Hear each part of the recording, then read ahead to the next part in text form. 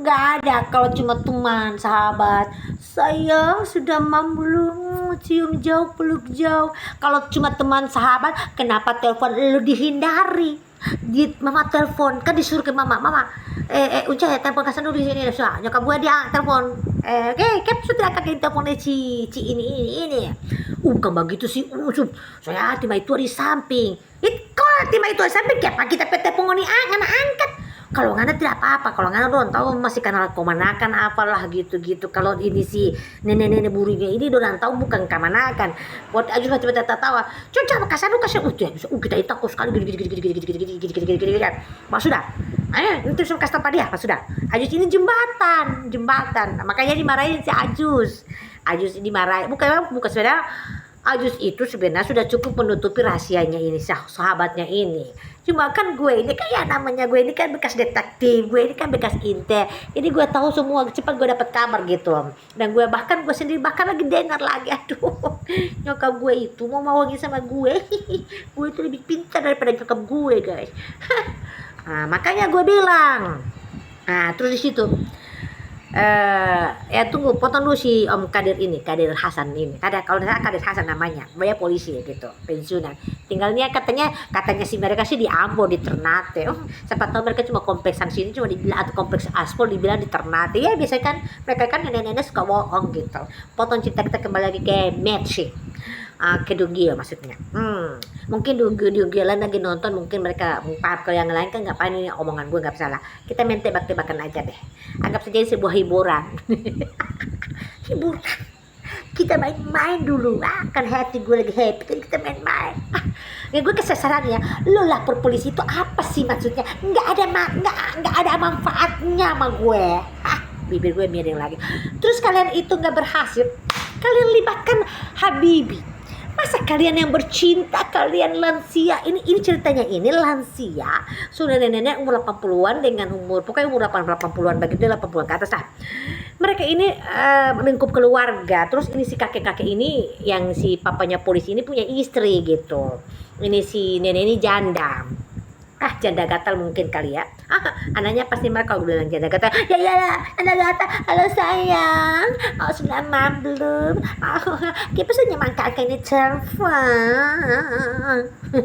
Kamu sendiri kan yang ngomong ke mama gitu. Gue sendiri yang dengar. Nyokap gue balas gue ke situ, tapi mereka nggak tahu gue ngintip dengar ketawa dengan pembicaraan nenek-nenek yang lagi sedang jatuh cinta, yang lagi hugel-hugelan. Masuk ke anggota pengajian nih, ternyata nenek-nenek bau gatal kali ya. Adanya marah, bilang orang gatal kali ya. Gatal pergi. Gatal gitu. Terus lanjut lagi, gue mau ledek orang dulu ini sebenarnya.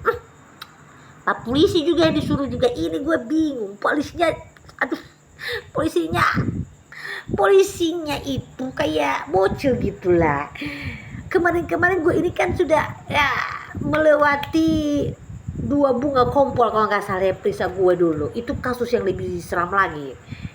Gak ada gue rasa takutnya selagi gue masih benar, apalagi si bocil yang periksa gue gitu ya. Walaupun mereka sarjana, ya gue di mata gue, di pikiran gue cuma bocil aja gitu. Apalagi kalau mereka mau bermain, mereka kan bisa melanggar etika polisi.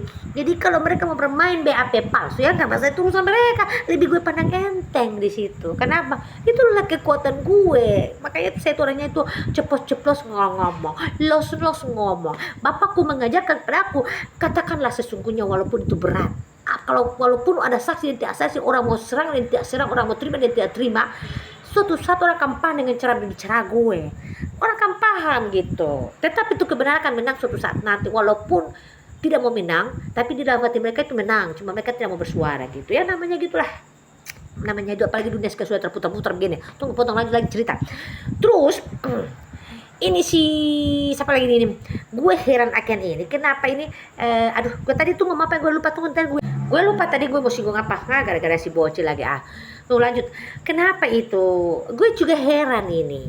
Terus ada pihak polisi menelpon ke mama gue katanya mau minta mereka mau datang ke rumah gue mau damai gitu. Ini dari pihak Dunggio tapi gue nggak tahu Dunggio yang mana. Walaupun gue tahu gue nggak akan sebut gitu. Yang gue heran ini pelakunya ngumpet nggak mau muncul tapi Dunggio lain yang akan muncul sebagai perwakilan untuk damai gitu. Terus ada yang nelpon kan mama gue bilang nggak ada guna kalian mau datang ke sini kalau Inces itu berbicara begitu sudah satu kali dia bilang dia tidak akan terima orang dia tidak akan terima orang gitu. Kalian mau terima mau sudah tenang dan tidak tenang kalian mau setuju atau tidak setuju tidak urusan begitu dia orangnya jadi bilang sudah gitu toh. Bukan aku tidak mau terima katanya nyokap gue. Kalau ngoni bapak silahkan datang. Cuma kalau ngoni mau minta untuk bertemu dengan si Inces susah. Dia tidak akan dia suka dia gitu. Kalau dia gitu dia tidak pusing-pusing orang ada tunggu gitu. Polisi aja datang ke rumah itu dia sudah tunggu di muka. Dia tidur dulu nanti bangun tunggu situ bawa payung. Itu. Kebetulan juga mereka juga polisi ya. Ini polisi yang lain. Terus sudah setelah itu nggak tahu ada yang takut-takutin apa nyokap gue kan yang takut-takut kayak yang bersangkutan gue bukan nyokap gue. Jadi nggak ngaruh gue itu kalau ini dia pakai itu. Terus mereka telepon ke nyokap gue. Mereka pura-pura tapi mereka telepon gue ke nyokap gue. Iya begini. Damai apa? Polisi itu kasih damai apa segala macam. Apapun terus kasih damai. Gue tidak mau damai. Kenapa kalian mau marah? Cuma mereka ini sudah malu gitu ibaratnya. Ya iyalah pokoknya gue kan kalian nantang gue kemarin. Biar dia ada bukti kan aja suka seingat dia ada bukti sebagian lebih baik jangan melapor kalau ngoni melapor silahkan tidak masalah dia orang cuek biar dia ada bukti kita mau tantang pada dia gitu katanya si neneknya kita tidak takut pada dia kita mau tantang apa segala macam kita tidak malu dan sebagainya akhirnya apa gue memang sengaja gue arahkan mereka ke polisi supaya gue lebih lega berbicara kalau masih ada ini kan nggak enak kan perasaan tuh jadi kalau begini kan asik suka-suka gue mau bicara apa gitu serta mereka sudah ini gue biarkan dulu mereka kasih keterangan ke polisi mereka bakal itu gue potong cerita mereka libatkan polisi si Habibie itu mereka yang berhugel si Habibie dilibatkan Rusli disebut-sebut diteriaki Rusli lah padahal mereka kan nggak suka Rusli dengan Lim Habibie gitu itu. Kebetulan nih kepala sekolah ini suaminya ini bersengketa dengan gue gitu. Terus cucunya Rusli ini mereka mau serang gitu. Dan mereka bawa lagi si Rusli Habibie. Mereka bawa lagi namanya terus mereka dulu itu kalau tidak salah gue pernah dengar itu. Kalau tidak salah mungkin siram akan hantam mereka itu waktu kemarin karena salah satu anggota keluarga Habibie yang memenuhi syarat masuk ke SMA 1 tapi dicegah gitu kayak tidak disuka lah gitu. Tapi dia masuk teriak-teriak. Kenapa? Tantenya omanya si Ram Habibie kalian mau tantang gitu yang berkuasa. Dia kan di Diknas di Polda jadi dia suka-suka dia lah dia lagian juga tidak ada masalah ini anaknya mau masuk tuh Habibie. Polisi juga bingung.